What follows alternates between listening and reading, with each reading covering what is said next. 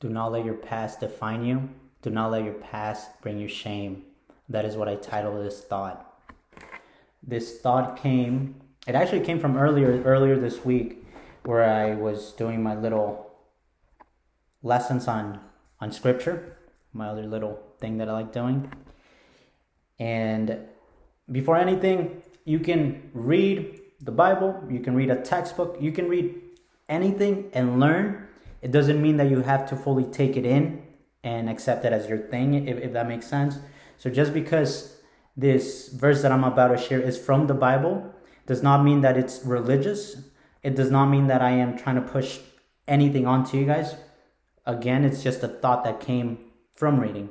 And from this reading, it happened to be in the Bible.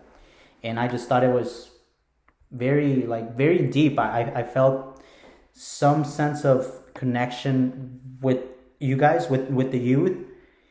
And thoughts came, so I'm like, I did my lesson from the verse, but then more thoughts came, and I'm like, you know what? Let me put this on this channel, on this side of it.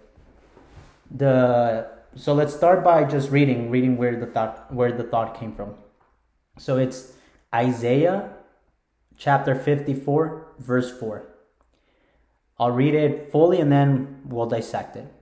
Do not be afraid, you will not be put to shame. Do not fear disgrace, you will not be humiliated. You will forget the shame of your youth and remember no more the reproach of your widowhood. So, do not be afraid, you will not be put to shame. Do not fear disgrace, you will not be humiliated. God, your belief system, won't allow you to be humiliated by others, by other things. You will forget the shame of your youth. This is where everything, You will forget the shame of your youth and remember no more the reproach of your widowhood. You will forget the shame of your youth and remember no more the reproach of your widowhood. Now, like you guys know, I like to use dictionaries because English is my second language, and I just like to get a good clarification of what I read. And although I have an idea, again, just definitions. So I want to go to this one right here. So the first part is, you will forget the shame of your youth. So that makes sense. You will forget the shame of your youth. And remember no more the reproach of your widowhood. So reproach, let's see. Am I saying it correctly first? Reproach. So reproach means to express disappointment, disapproval, criticism towards someone for their behaviors or actions. And then widowhood. Widowhood is the state or period of being a person whose spouse has died and who has not remarried. So reproach, you express disappointment in someone's actions. Widowhood, they lost their person and they haven't reconnected with another person. You will forget the shame of your youth and remember no more the reproach of your widowhood. And remember no more the disappointment from you being in widowhood, from you not having your person. And you'll be like, well, I'm not a widow, I'm not even married, right? So this is where it's spelled, right? This is bars. At least for me, I tell you boys, I love this because it's my thoughts, it's raw. You guys get to see how my mind works. So a little bit of what I wrote in regards to the lesson on Isaiah 54, verse 4. So I started it off by saying how the verse spoke to me. Your past does not define you, but only if you're genuine about doing the change. Think of someone that wants to change. So think of the example that I went to is kind of something that speaks a lot to men and just society. Think of a person that sells themselves for money. I don't know if I can say the term or not, but keep in mind, right? Someone sells their body, themselves for money. So think of that person. Who are you or who am I to judge and say that individual does not deserve a better life, even knowing about their past? So say you meet someone, they did that in their past, they did that in their youth. Doesn't matter, right? Just the concept is that you meet someone and you know their past, it was that. What I wrote is, so who are we to judge that they don't deserve a better life, that they don't deserve to be treated differently, to be seen differently? just because of their past, and now they want to do the change. And then I said here, only if the person is genuine about the change. So you'll see, and you can see it in different examples where people will come out of certain industries and say like, hey, I'm a changed person. Time passes and they go back to their ways, which again, no judgment either, right? Never judge anyone. Treat people the way you want to be treated. But then there's also individuals from different industries that say like, hey, I want to do better, I want to change. And they actually do change. And at times it seems like society is not ready for that type of change. Like, no, like you were just this person like a couple months ago or last year. Doesn't matter, right? It's in the past. Although, again, not telling you boys to be naive, dumb when it comes to scoping people out that want to be in your life and just making sure that they're moving with a genuine heart. But again, knowing their past, who are we to say like, hey, you don't deserve a better life, you don't deserve to change? And even then, if the change isn't genuine, that is not up for us to decide if it is genuine or not. It is not up to us to decide or to be like, no, that person is being genuine about the change, so let's give them that chance. Or no, that person is not being genuine, let's not give them that benefit of the doubt, right? So we're no one to determine that for a person. Throughout our early life, we are figuring out who we are and what we want out of life. So everyone, it happens to all of us. We go through life figuring out who are we? What do I want out of life? What's my purpose? Why did I come here? All these things, right? And at times, for some people, it clicks. It instantly just clicks. I'm not sure why. I'm sure I have guesses if I were to analyze that aspect. But that's just the way it works, right? Again, world's unfair. We're men. We got to deal with it. So to some people, the answers come almost immediately. They're like, oh, I know what I want in life. This is what I want to do. These are the goals. And then they go about it, and life is awesome. There's the other group where we don't know what we want, right? Where in this group, you want something, but you don't know how to get there, or you don't even know who you are as a person. And through trial and error, we eventually learn. And in between those moments where it's trial and error, we are just trying to survive, trying to live life and just go about it, right? Because in a way, maybe at that moment in our life, it spoke to us, but maybe we had different type of values, different belief systems. And that's why we fell, or that's why we trip in life. But then we get up, we learn our lesson, and we move forward. So throughout our early life, we are figuring that out. And so I want you guys to think, this is where I say widowhood comes into play, right? So this is how I took it. Widowhood would be you during your youth, even right now in your current life, if you're an adult, or however it is, think of your widowhood of that transition in your life where you were lost. So you didn't have your belief system. For me, I say I didn't have God. So if I didn't have God for like the first 15, 17 years of my life, that would be my widowhood, right? So because I'm living without my partner, without my belief system. So I am in grief, right? Because I'm going about life without my spouse, my belief system, values, right? Whatever it is that you can add into the widowhood term, and that way it makes sense to you. So throughout our lives, we go through our widowhood, right? We have that experience. We go through that phase. So let's see. So without our purpose, without God. And then I wrote on this, we are in the process of grief, not having our person. In this example, the person is your higher self, God, what it is that you are missing. And because of not having our purpose, we live life in grief, right? Until we find our purpose, until you come to your belief system, to God, to your higher self. Getting the answers you're seeking will then remove you from that phase of widowhood. So once we start getting an understanding of what we want in life, what we want to accomplish, who we want to become, who we are in life, that is when we are leaving widowhood, when we're like, hey, like, I found my person, I found God, I found my belief system, I found my values. I am no longer single, I am no longer a widow. Let's see, getting answers that we are seeking, right? So it will remove us from that phase, and then it will also remove us from allowing our past to dictate our future. So think of it like this. This is how it kind of spoke to me. Think of it that someone wants to become a mechanic.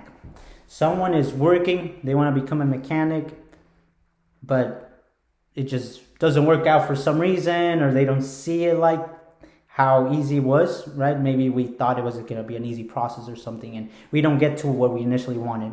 So then, the way God, life, the way it works, you need to be redirected. To be redirected, we got to go through shit, right? We got to go through obstacles. That's the beauty in pain. And then say you become, so this person that wanted to become a mechanic, and it ends up not working out, and they become a doctor. They choose a different route and they become a doctor. So they went through it, right? They are aware that they wanted to be a mechanic. It didn't work out. And for them, they realized that, hey, that's not my thing. That's not what I want. Somehow, I found my purpose again.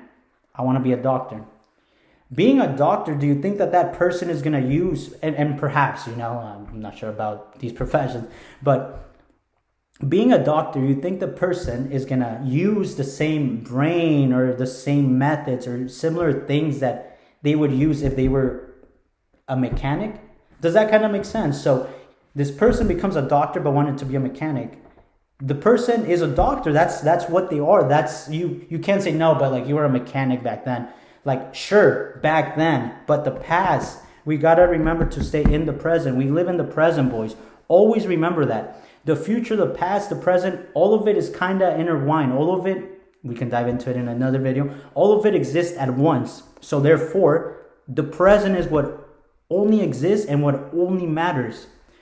If you can try and understand and grasp that, it'll help you be more empathetic when it comes to thinking about someone's past.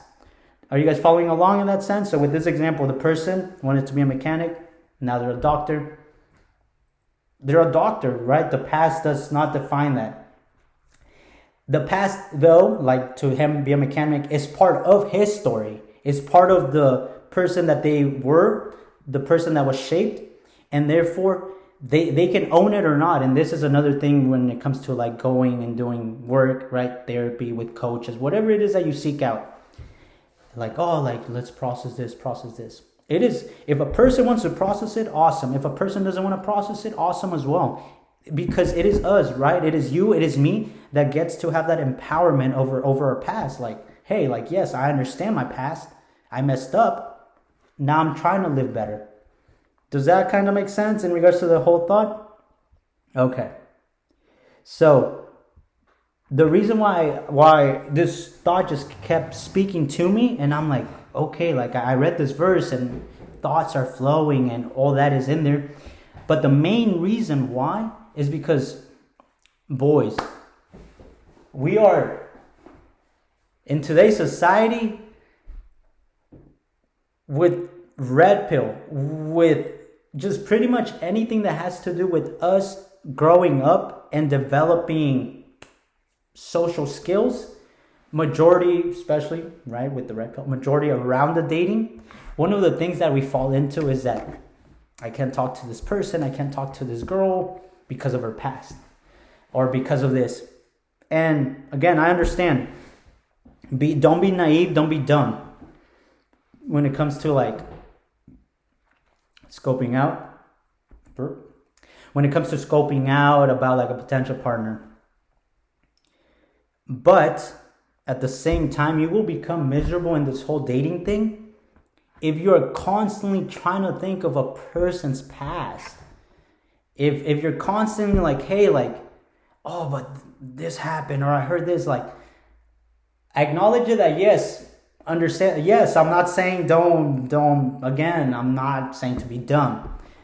But just recognizing or not even recognizing, just being okay, yeah, sure, in the past. And then obviously scope it out to see if the person is being genuine about their intention to change and all that. But so much of the time, and a lot of that comes from the red pill messages, when it comes to the whole dating thing and everything in regards to a person's past. And Makes sense. It makes sense. As a guy, I'm a guy myself, right? And I tell you guys these things that yes, I kind of understand why red pill and all these things. So it does make sense. But at the same time, though, I just want us to move to be just men of God, men of your belief system, righteous men. I just want the archetype of a man of what whoever comes across these and those who know me, right, understand what archetype of men I want to strive for myself. And because it's for myself, I also kind of want to give that to everyone else that is willing to listen. Because that type of archetype of a man, it'll get you far in life. It'll get you things, right? And I've experienced it. That's why I am speaking about it. And that's why you kind of see it at times where I'm like passionate about speaking these type of thoughts or about on these topics because of my lived experience and because of the work I've done, right? With other young men, with other older men, with women too and all that. So lived experiences and understanding it and just so passionate because I can speak for it and I can back it up on that end. So one of the things that I kind of want us to start just reflecting on it, and I'll probably make a separate video on this alone, is be empathetic towards people, towards their past, towards their mess ups, because at the same time we have our own mess ups, we have our own past, and say someone lived a perfect life and all that.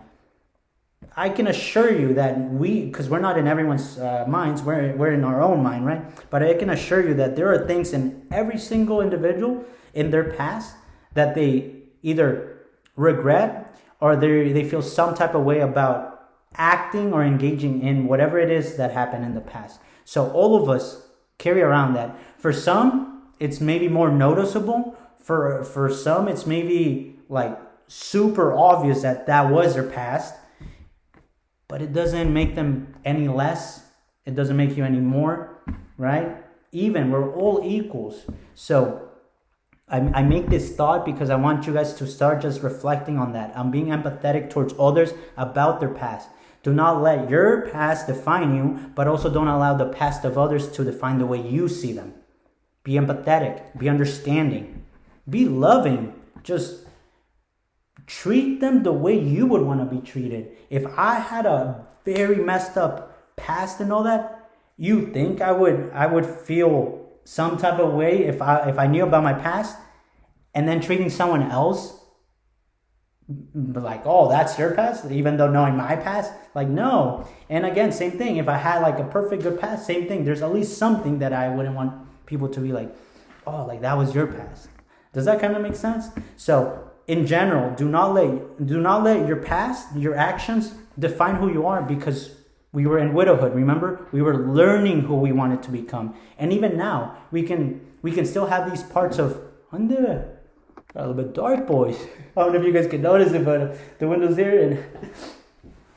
But yeah, don't let it define you. Don't let your past define you, because at some point we were experiencing life for the first time, and even now we're continuing to experience life for the first time.